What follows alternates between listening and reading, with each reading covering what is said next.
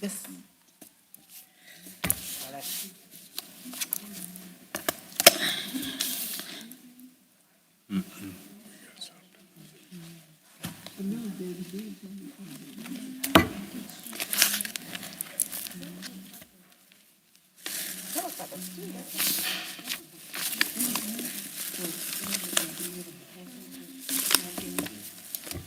They ain't probably know mine.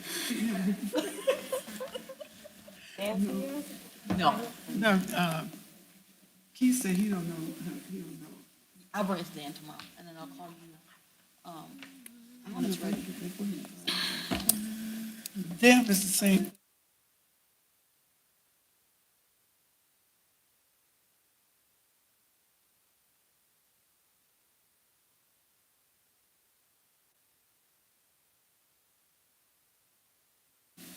It may read. I'll put yours in here. I don't think so. I don't need it.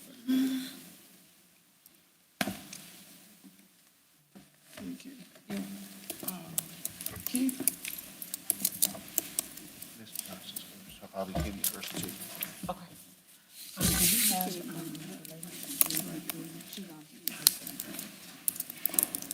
I should know people's names. Like my name recognition is like.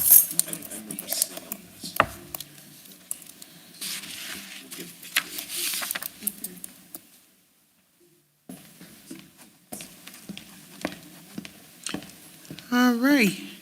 Let us call this meeting of the Board of Education to order. Do I have a quorum? 1, 2, 3, 4? They just went to this room. Okay. Yeah, you do. You have a quorum. Something failed. All right, we ready to call it to order? All right, Madam Secretary, would you go ahead and call the roll? Archie, Present. Bolin, Gadding, Present. Johnston. Here. Brett, Present. Wells, Present. Williams.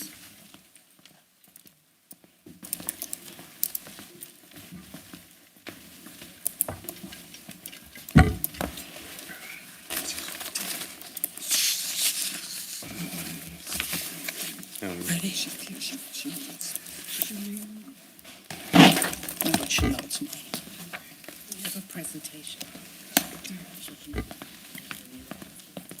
You'll know it's mine, right?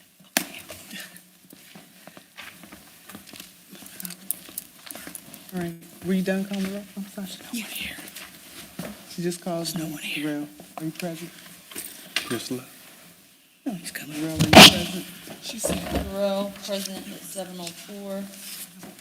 Bowling, right behind who's you. my, I told you it was a student. Bolin, 7:04. Johnson? Johnston. All right, we have a quorum. Let us stand for the Pledge of Allegiance.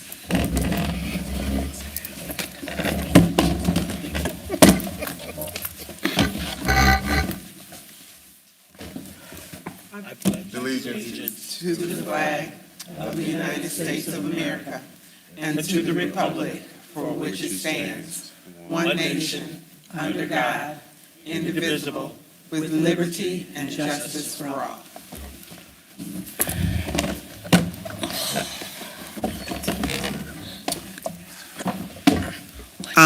Item D, Superintendent's Report, good news. I want to start by acknowledging something that is not good news. We would like to have a moment of silence on behalf of Sarah Loring, her husband, and her 3 children who I believe were in critical care. I think they are doing better, at least physically. And then we would also like to recognize the 2 students that were recently experienced violence in our community and have passed away. If we could just now have a moment of silence.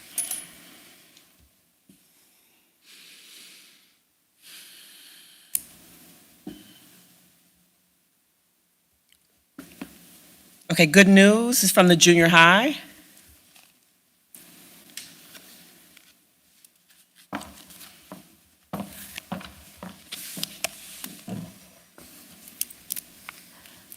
Good evening, Board of Education. I am Principal Morgan Harris, And I am excited about the good news that we have at the junior high for this school year. We are launching a new initiative entitled Dads on Deck, which involves increasing the male presence in our school community. It is my desire that KJHS be a village of learners with a sense of purpose, community, identity, and belongingness that is nurtured for all of our scholars. And an interest meeting is going to be held on August 2nd at 5 p.m. for any man in the community that is interested in participating in Dads on Deck. And so I am excited about inviting the village because it takes a village to raise a child. So I'm excited about this opportunity. Thank you. Thank you. Is that? What day is the second?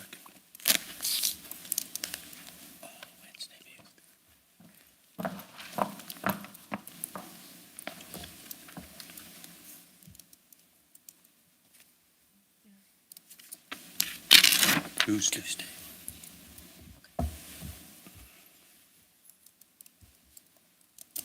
Oh, I'm sorry. I thought you had more good news. My apologies. I was waiting on you. Item number 2, instructions. Felice Hybert.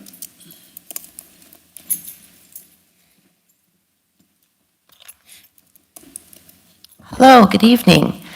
I am happy to have Sarah Adams with us on a Zoom call today, and she's going to talk about our TNTP scorecard and some updates from our scorecard from our 2019 visit.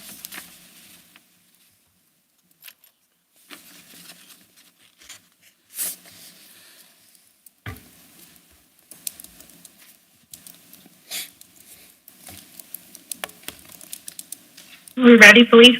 I'm good to go? Can you hear me? Okay, great.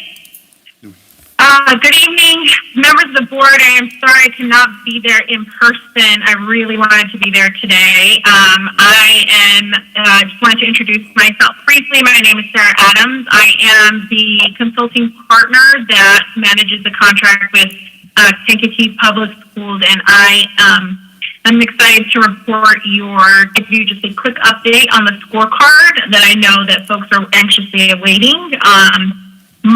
Just wanted to give a quick introduction. My experience, I've been in education for the last 20 years. I have worked as an area superintendent. I've overseen academics and have worked both in traditional public schools and charter schools the last probably 7 years. I've been a principal supervisor in both New York and Chicago. So it's been a pleasure working with Felice this year and many of your school leaders, and I'm excited to share the results from today's presentation. So I'm going to go ahead and just give you a quick overview, just a reminder. I know that Kankakee is actually a unique client in that you all are well versed in the opportunity myth and have actually had an academic strategy that was fueled by our work. So it's exciting to give this presentation, but I'm going to start with a quick overview to contextualize the results that we have from the past several years. So many of you are very aware of the opportunity myth that we released in 2018 and started to support schools across the country to increase rigor and support for the 4 key resources, which I want to quickly review, which are grade appropriate assignments, which Kankakee has specifically focused on, strong instruction, which is the teaching and learning that takes place in the classroom, deep engagement, which we qualify at TNTP, which is more than just students doing the thinking work, but seeing themselves in the curriculum, and then high expectations from teachers in the classroom around what students can produce. So we saw that generally when we studied across the country that there, for each one of these 4 resources, there were increased exponential amount of instruction impact that was made on students, and we looked more closely at students that were behind. So this is specifically relevant to what we're experiencing now in the pandemic, that students experience far much more impact by having access to these key resources, specifically better assignments and higher expectations. Primarily what we found is that in schools when districts have a clear strategy and a focus around something that we see impact, and that's part of what I'm excited to share today, is that Kankakee has seen some success by really, and actually comparative to the sites that we've done nationwide, we've seen a significant impact with Kankakee from the focus that the school district had over the last year. And then also high level of support for teachers, which is something that the school district is also grappling with as well. And then we see at the classroom level, the biggest difference is having strong instruction and that starts with really high quality assignments. Just a caring environment for kids and teachers that believe that the students are rigorous and that kids can meet the expectation. So given these 4 resources, we have seen that students of color are able to catch up with state averages in 5 years if they sustain gains. We saw classrooms where at least 25% of assignments were grade appropriate. So nationwide, assignments are not grade appropriate, and we're seeing that that's a disparity and an equity issue that exists and that was uncovered by the opportunity myth. So when we decided to start to provide the support of doing the scorecard with districts across the country, we had these research questions in mind about how making sure that these class assignments, the instruction was providing, that equitable access and the high expectations for students to be able to engage. And I'll show you a graphic later about how these things, the way that we think about how they build upon each other and how it fits in with the context of Kankakee. So in the previous scorecard, there's been minor changes, but for most part of the reason why this is really exciting to our program team is that Kankakee is one of the few districts where we actually have a comparison point to show what occurred in the study previously to now. And so in this study that I'm going to present the results for, we have grade level assignments, strong instruction, high expectations, deep engagement, and then we have comparison points from the diagnostics as well as some recommendations from our central team as well as our consulting team who've been on the ground here in Kankakee. So just some historical context, in 2019, as many of you know, Kankakee was one of our first clients that actually did the scorecard. So we have that data as a comparison point, which is not the case. We have a couple of examples, but this is actually a unique scorecard for us. That was really great to see the results.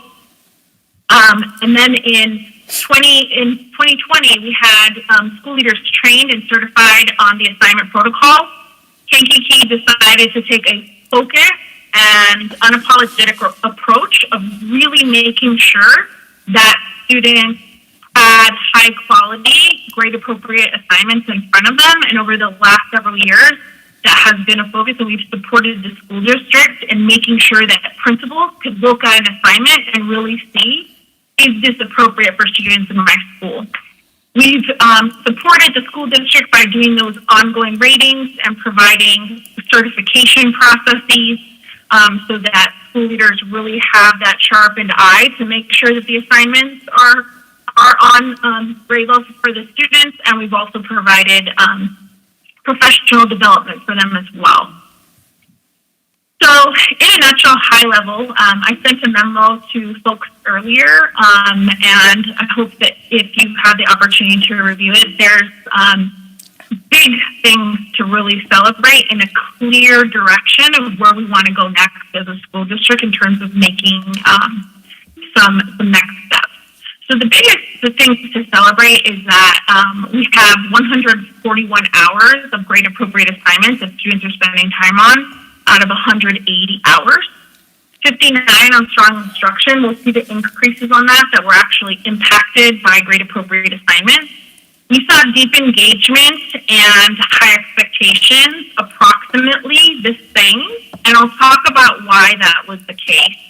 Some high-level information in terms of qualitative data, students felt like they belonged in their classrooms, that they were welcome. Students of color felt from an equity perspective that they were treated in the same way. Students who came from low-income families had similar levels of engagement and had access to high-quality assignments, which is not something that we find regularly in doing these studies. And English language learners tend to be getting the support that they were supposed to, which is, I think, a huge win, having been in the seat of Dr. Walters and police as well. So when we look at the comparisons from the two report cards, the one thing that I really want to accentuate and really drive home, our central team, when they produced this report, they produced tons of reports this year on scorecards that we conducted nationally, and we saw a huge significant rate within TNTP. This is something to be hugely celebrated.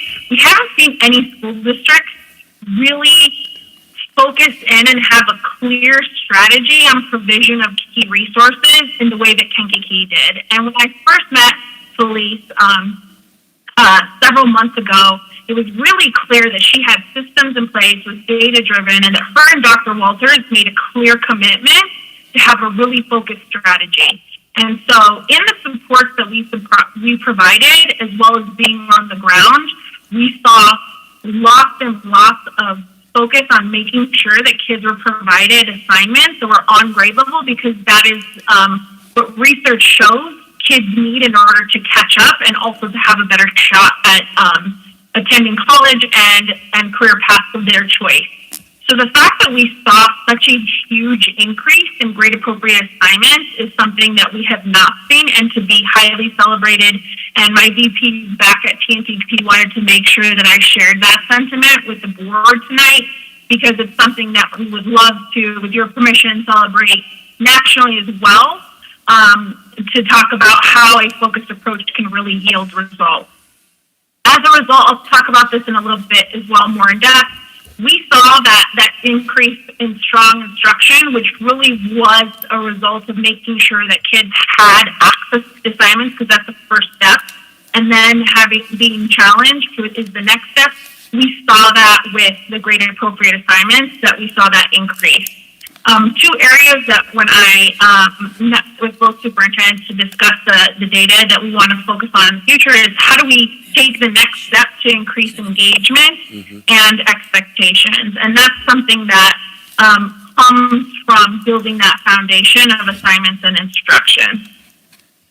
So to quickly talk about grade appropriate assignments, this is our huge increase that we saw here. And then the report that I shared with you, we had nearly 50% percentage points increase, which is incredible. We've never seen anything like that, where students had access to grade appropriate assignments. And here's just an example of the rigor of fourth grade appropriate assignment on the left that shows what kids are expected to articulate both verbally and writing, versus the non-example, which shows very low rigor of getting kids to answer finite questions. So this is truly remarkable to see such an increase and a change over the last several years that has come from a truly strategic approach from the school leadership and the district leadership here in Kankakee. The next thing that I wanted to talk about was specifically you can see the breakdown by school. And I'll talk about the middle school and the high school a little bit later, but across the board, we saw there is just such a high likelihood that you walked into the classroom and saw kids doing work that was on their level. And you can see the actual difference in the graph from ELA to math. That dark green is where we want to be, and you can see that the light shaded is where we were previously. There's a significant increase in the types of assignments that we're providing to kids. Strong instruction is very much connected to kids having a quality assignment. If the assignment is not on the student's grade level, it's hard to provide rigorous instruction because it's already below grade level. So we used a couple of tools to observe in 38 math and ELA lessons in classrooms. I had the opportunity to visit the high school, and I'll talk about that in a little bit. I was actually quite impressed with the high school in a few ways.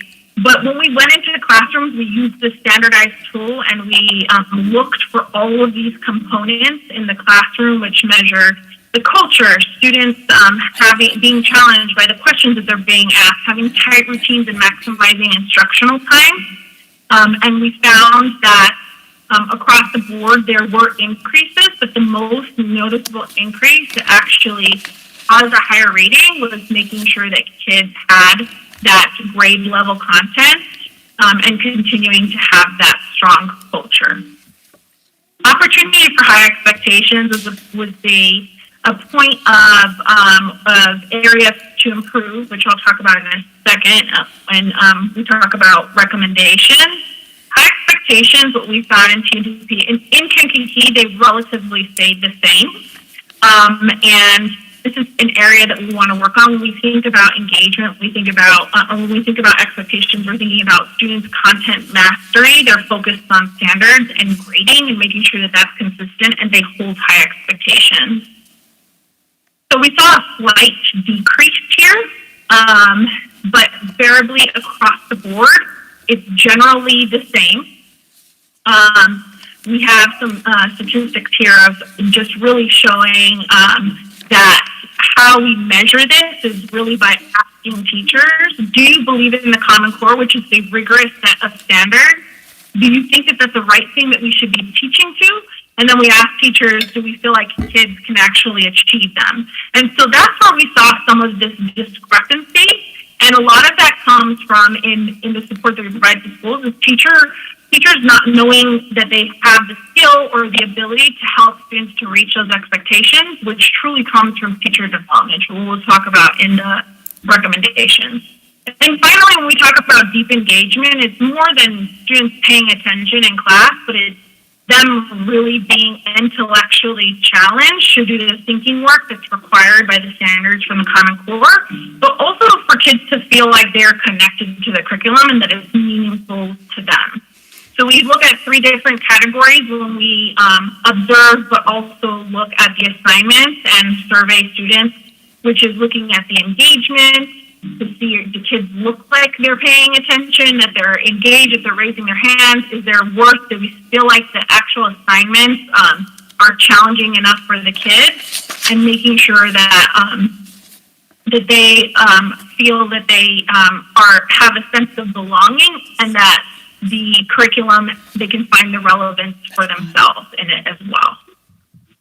And so, similarly to the last scorecard, we saw this stay the same, which is not great, but it's good to see that we haven't dropped here in the engagement, which means that with the expectations and the engagement that we have a place to build from. The last piece is that we do an equity piece to actually compare student groups to make sure that what they're achieving, like what they're receiving, is equitable across classrooms. And so we did this in a couple of categories. So we did it by race, we did it by income, and we did it by English language learners. The thing to really see here is that in the assignments and the instruction, we saw an increase from the previous scorecard where students of color are having more opportunities than they did previously. Students from low-income backgrounds are having far more experiences. And again, this to me serves as like groundwork for really cultivating those high expectations, because we saw that students that were low-income were receiving these opportunities more frequently. And then in terms of English language learners, it was just equitable across the board. We saw no statistical significance of it being higher or lower, which is also a good thing. So our central team who prepares this scorecard is our consulting team. It's on the ground coaching principals and working directly with the superintendents. We found some of the recommendations that they gave us is to really work on the vision and hash that out, so there's clear expectations across all of the campuses about what we want kids to experience. To think about long-term strategy, because anything that we do with providing access to the 4 key resources is a multi-year plan. It doesn't happen overnight. But the fact that we've seen so much growth in the last 3 years, it gives us a lot of optimism about what's able to be accomplished in the school district moving forward. The team also recommended that we train teachers and leaders on this vision, and then that we address low teacher expectations by providing them opportunities to see kids be successful. So that's our central team that gives general ideas about to any school district when looking at the data, just looking at that. Our consulting team, when we, having had the context of Kankakee and being able to work with the team on the ground and meet the school leaders, we recommend that we continue to maintain the assignments, protocols of training the new leaders to be able to recognize those assignments, because again, this is just such a huge, statistically significant increase that we saw in Kankakee, that's one that we want to continue to maintain. So we would stick with that strategy for all incoming leaders. And then also providing, being able to address low expectations by providing students the opportunity to participate in the Good to Great program, which would be a good opportunity for teachers to get really high dosage focused coaching and to serve as a model. As you saw the data across the schools, like our elementary schools in Kankakee are doing really well in terms of making the increases, and we have fertile ground there. A point that actually would be really high leverage is by focusing on the middle school, because we saw some of that traction there, but we still see fertile ground for growth. And so by actually doing the Good to Great high intensive coaching and showing teachers that when you do these teaching practices, you can achieve XYZ outcomes in short periods of time, can serve as a model for the elementary schools to continue their growth, but also to transition to the high school. I will say that having worked in K-12 education for the last 20 years and having the opportunity to be in high schools, high school is a beast. It is hard to step into the role of high school principal and to manage everything that comes with running a high school. But when I was on the campus, I have to say that I saw some of the tightest routines, procedures, and positive orderly culture at Kankakee High School that I have ever seen in my career. So I really do want to praise the work of Dr. Sims, who really put the school in a good place as a new principal to Kankakee. And even just speaking with her, she talked about how she really had a focused approach in her campus too. And then next year, she really does want to continue the work with focusing in on instruction. And I think that is absolutely the right approach. I did see good teaching and pockets of teaching that can be expanded at the high school. But I will say that from an education standpoint, making sure that culture is really strong in a high school is something that's very hard to do. And I would say that Kankakee, just from my visit that day, would be a place that I would send principals to, is to the high school. So I also wanted to make sure that I provided that shout out and that context to Dr. Sims and the district leadership team. So that concludes my presentation, but if anybody had any questions, I'm happy to answer them now. Does the board have any questions? No questions? Well, I do have a question. I saw that fourth grade assignment with the writing in it. Now, we couldn't see it very clearly because it's on the screen, but I'm very concerned about our students who are not, good writers at this point and have, gone past the fourth grade. I have grandchildren in the district now. I have a 8th grader this fall, I have a 4th grader, and I will have a preschooler, all in the district this fall. And my 4th grader is in gifted, and she's experiencing a much richer curriculum and a much richer educational experience than my 7th grader, who is in college and career academy. In fact, last fall, my daughter noticed that the assignment that my 4th grader had was the same assignment that my 7th grader had, that our 7th grader had. And she was very concerned about that. So how are we supporting our teachers in bringing up those assignments? How are we supporting them in differentiation and making things on grade level and bringing our students up? Yeah, so I can answer that, Sarah. So,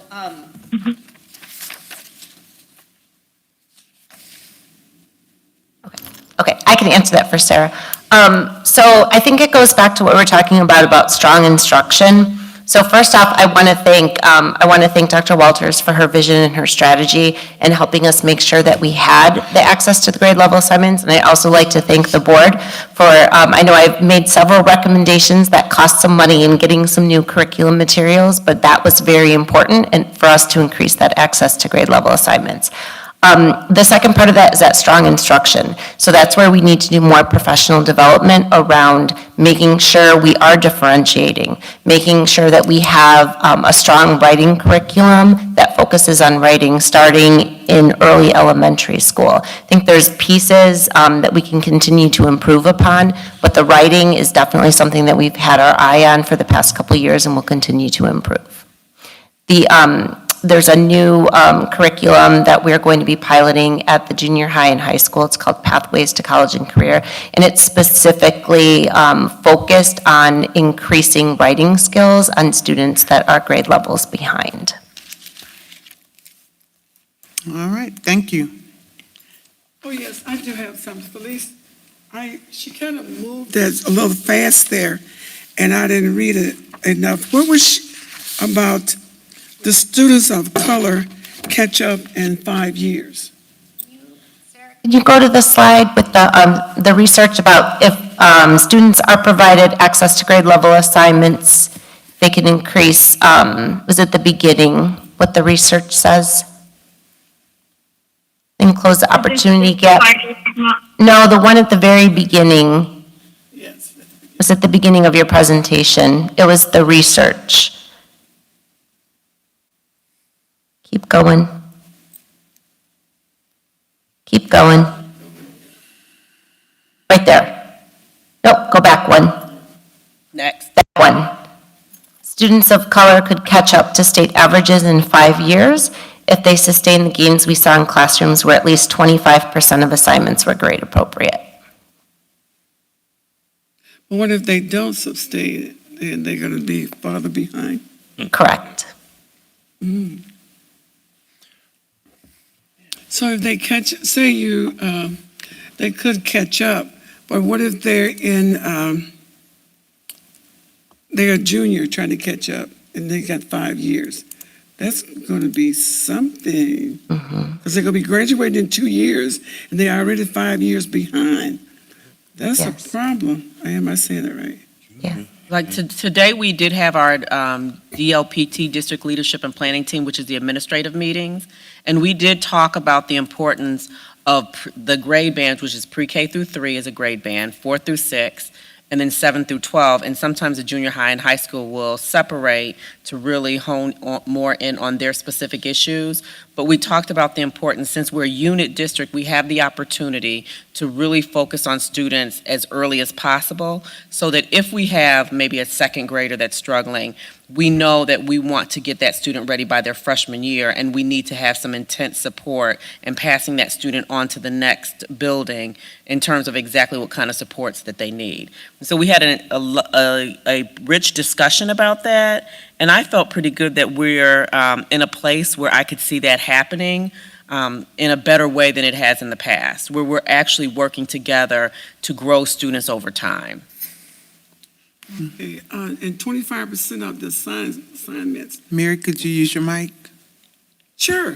Thank you. 25% of the assignments were grade appropriate, only 25%. At a minimum. No, that's the minimum. That's the minimum. We have. Okay, another thing about those 5 years that concerns me, I believe that it can be done, but who am I talking to? Sarah? She gone? No, she's there. She's up there at the top. I don't know if She's she not- can hear. I don't know if she can hear. She's listening. Maybe Sarah could answer that. In those 5 years, I believe that it can be done, but I'm thinking about where the students are. You have something in line to start this right away? I can actually answer that question. The Kankakee is required to have I'm going to call it learning partner. What is it called technically with the Illinois State Board of Education? Illinois Empower Partner. so an Illinois Empower partner, and we're waiting for ISB hopefully to approve TNTP as an option for a partner. If TNTP is approved, then we get to choose our partner, and we would choose for TNTP to continue to work with us in terms of instruction. Okay, thank Okay. you. I'd like to make one, Mr. Bolin? we're critical a lot of each other and administration and teachers and so forth. Let's celebrate what we've got here. You guys, as superintendent and central office, Felice, have created the vision here.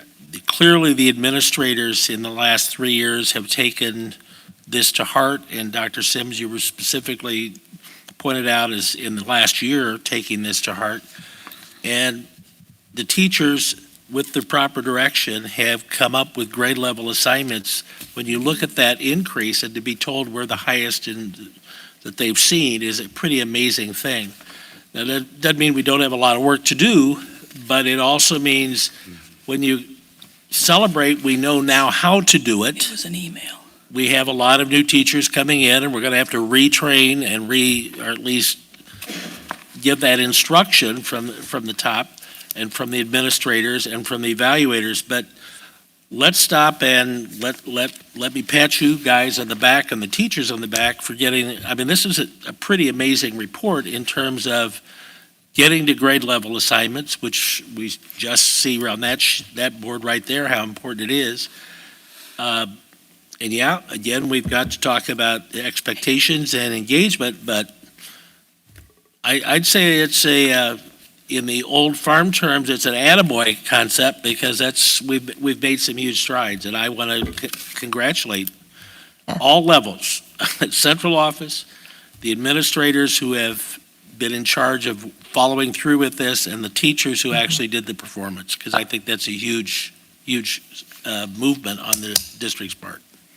100%. I could not agree more. We have a long way to go, but the progress that we've made in through the pandemic, this happened. Yeah. And so, we had a lot of challenges, and our teachers and our administrators and, Dr. Walters especially relentless, and the board giving us the support. The videos that you made, I shared the video that you made as a board around grade level assignments with our new administrators. And I think it's just really powerful, and it shows you that when we all pull together and we all have a common goal, we can make things happen. Okay. And an accountability plan. And an accountability plan. Well, I am very proud of the work that has been accomplished, but I don't want to discourage anyone. I just remember what Jamie Hamilton told me under a different curriculum director who told her to adjust her teaching, and it was a lot of work. And she told her, if this doesn't work, I'm going to kill you. But it worked. It worked. And she moved her students grew, and she was very excited about that. So hopefully as people see the growth in their students and students see the growth in themselves, that we share that information with the students and their families, we'll begin to actually see the growth that we truly want to see our students achieve. If anyone else, if it's nothing further, No, hold on, Barb. I see here where the increase from 29%. I'm sorry, Mary, speak it to your mic. The increase from 29% to 78% with a 49% point increase. That is awesome. So somebody's working, and I do congratulate you, but It's the teachers and the administrators and the kids.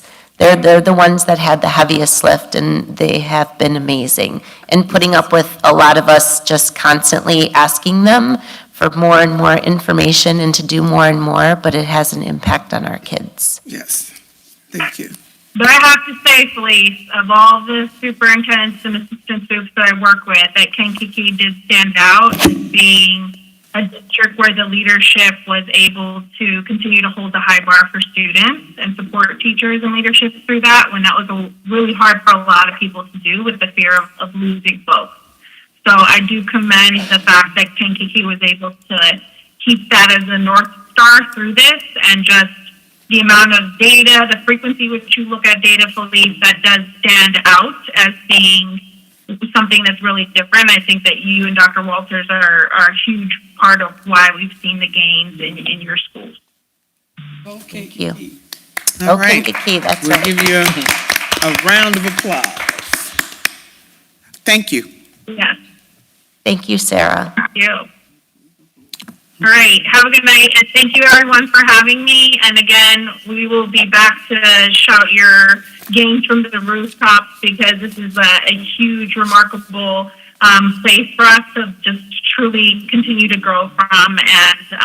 And I just wanted to commend the school district for keeping things student focused in a really challenging time and unprecedented time during education. So thank you all to the board and to the district leadership for everything that you're doing. And have a great night. Thank you. Bye-bye. Thank you. All right, we are on to, are you done, please? Yes. Thank How you. can I top that? Okay, just want to make sure I didn't cut you off. On to item 3, finance. So I don't know if, okay, he'll pull this up for me. We have a business and finance meeting on Thursday at 5:30, but just as a preliminary discussion, we are showing you our unaudited data for fiscal year '22, which is the fiscal year that just passed. From 2014, you can see that we dropped significantly from that fiscal year to 2015 in terms of our education fund. In 2015, we had a negative $200,000 balance. And as you can see, we have increased our education fund significantly over the last few years. We are now at a $9.7 million unaudited balance. And in terms of our overall fund, which is the next slide,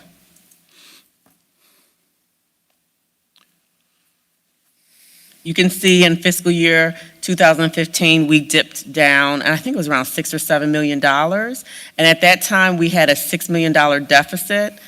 So that was the beginning of making major cuts for the next couple of years. And now you can see, partially because of our cuts, also because of the evidence-based funding, we are now at a $28.4 million fund balance, unaudited. All right. Any questions from the board? No questions? Congratulations, Dr. Walters. Excellent job. All right. We are on to item 4, personnel. Shamika Fountain.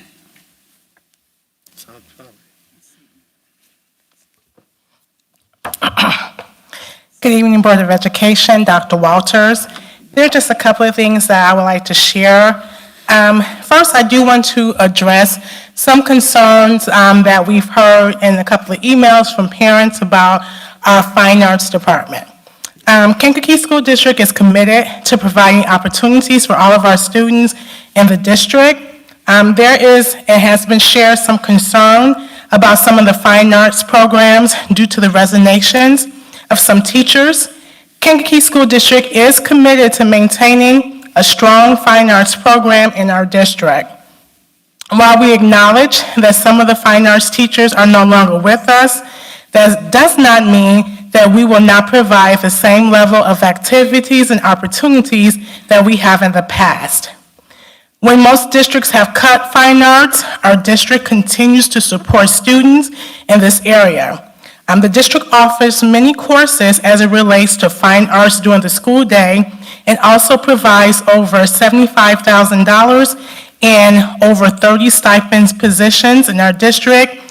Some of those positions include spring and fall play director, art curator, marching band, pep band, jazz band, show choir, choreographer, and those are just to name a few. I just want to give an update that the district has hired a choir teacher for the junior high and the high school in which they share. And the principals at the prospective schools are in the process of interviewing a few candidates for the drama position. We are also looking to hire and expand our orchestra program. As it relates to orchestra, we do ask the community for help.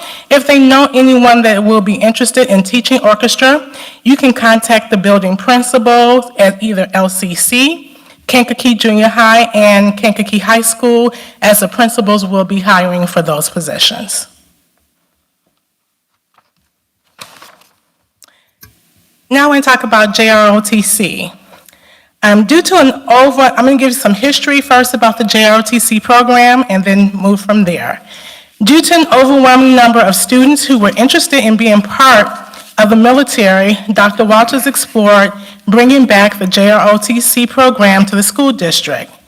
In that exploration, Colonel Emery and Coach Emery were hired in June of 2018 to begin a JROTC program at Kankakee High School. At this time, the program was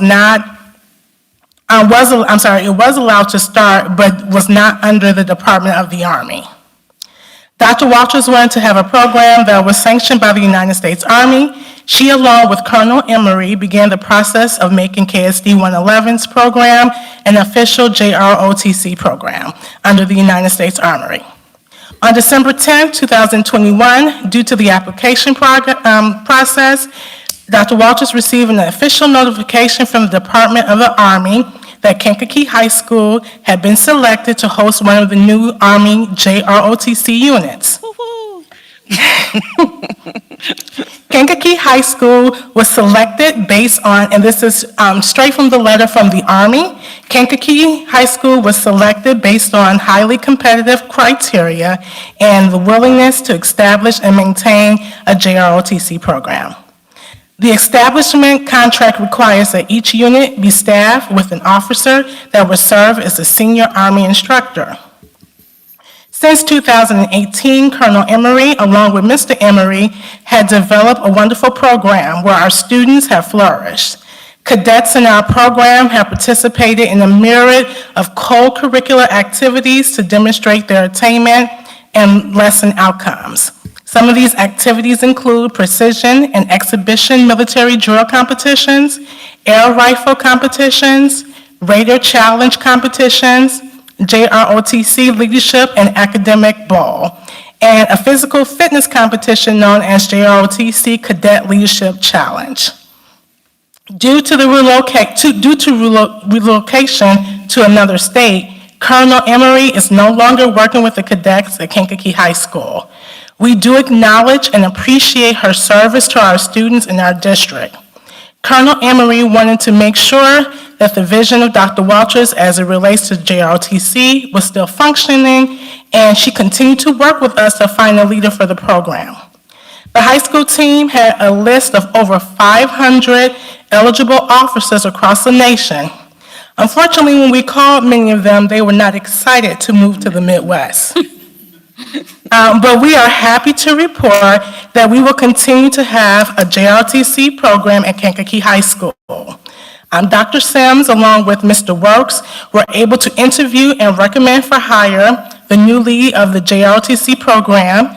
And before you have a recommendation for hire for Major Dr. Ively Stampley. Please stand.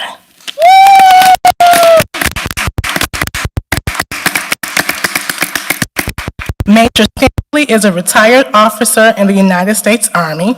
She has worked as a director of education, executive director of the Chicago Military Processing Station, department chair in Chicago Public Schools, academy commandant, operations director of the U.S. Army in South Korea, and an assistant professor at Chicago State University. Major Stampley holds a PhD in educational leadership, a Master's of Science in Environment Management, and a Bachelor's of Arts in Political Science. So we want to say welcome, Major Dr. Stampley.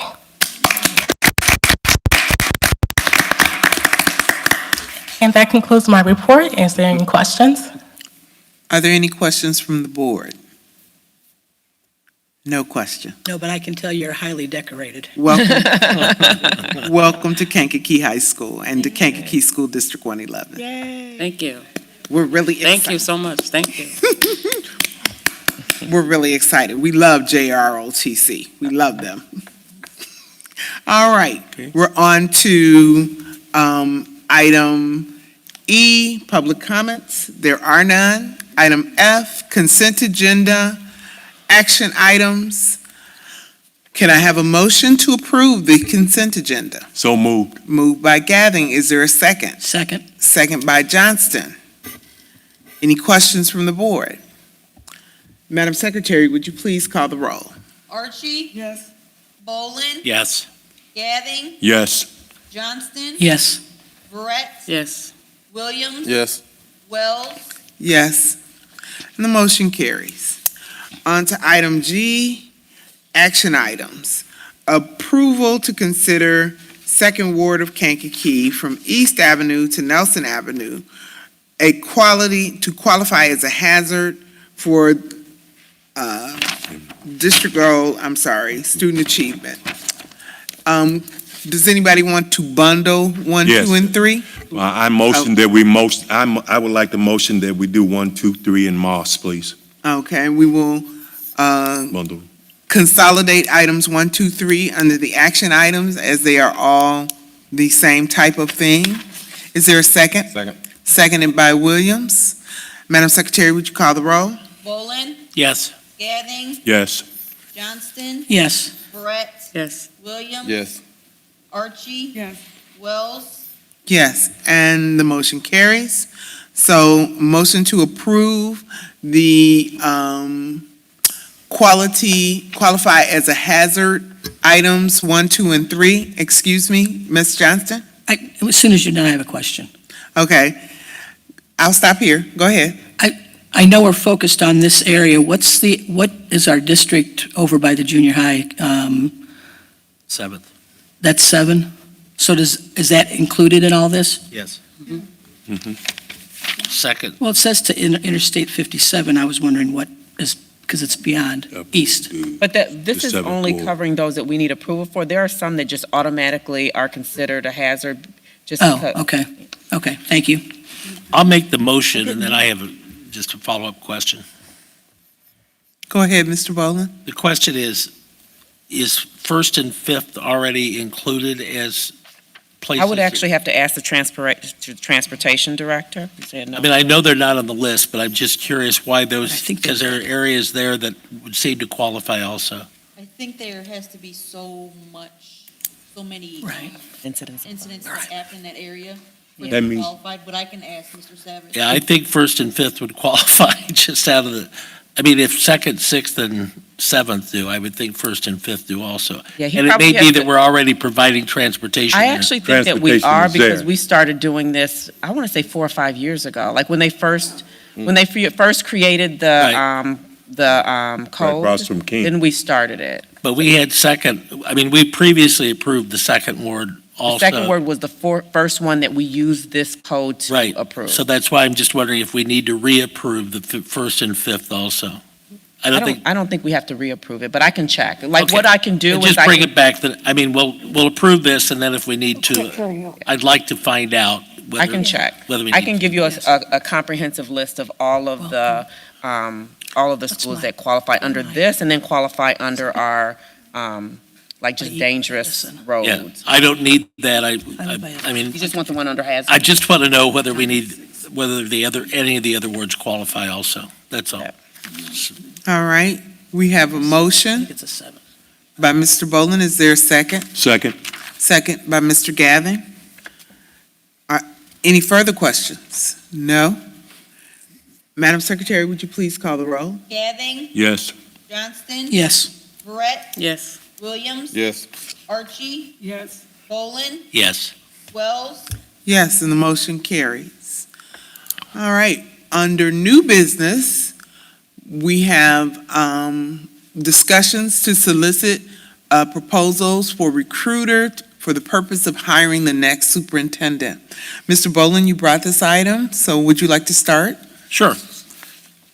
We have been very graciously given the gift of having time to hire a new superintendent, and I say that with all sincerity.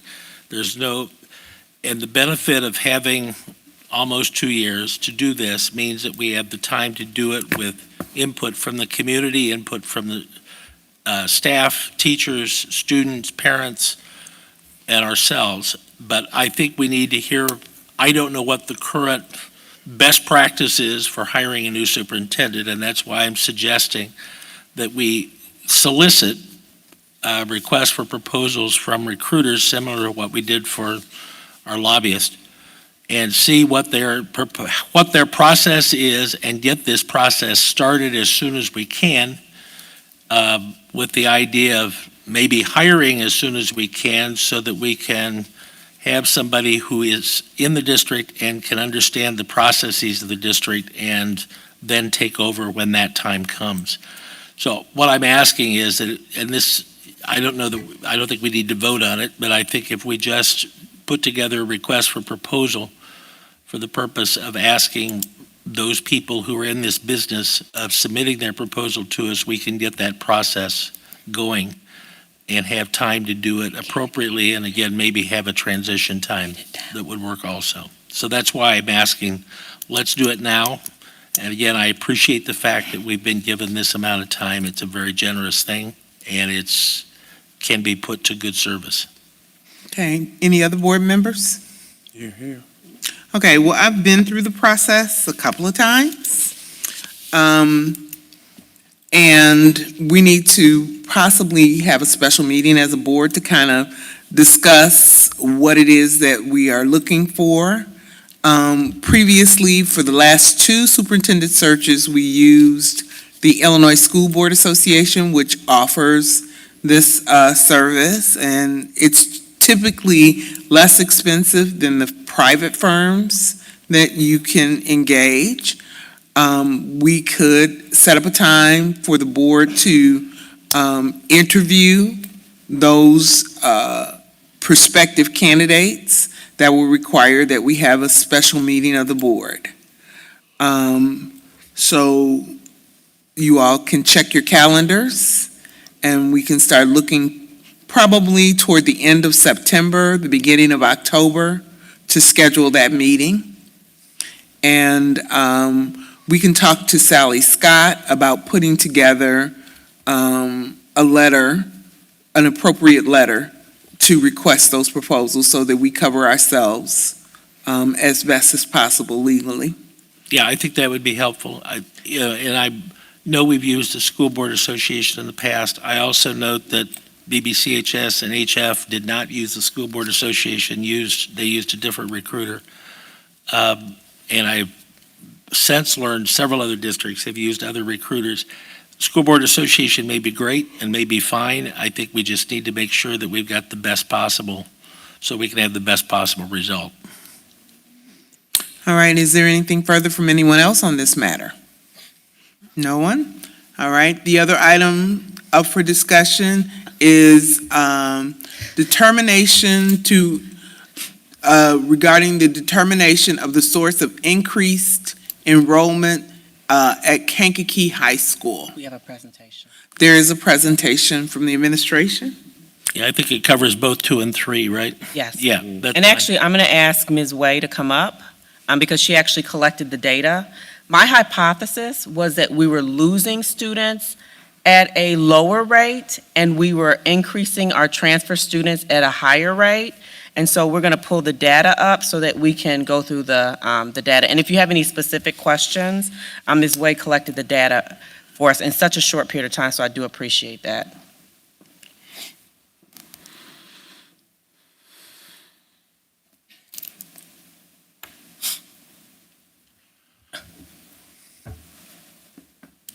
Just give us a second. Okay. Okay, so we'll go to the next slide. So here's the question that was asked, what is the source of increased enrollment at Kankakee High School, and what are the enrollment projections for the next 5 years? So there are a number of students in the age group that transitioned, or that we looked at it in cohorts. And I don't know if Ms. Way, you want to explain a little bit more how you collected the data?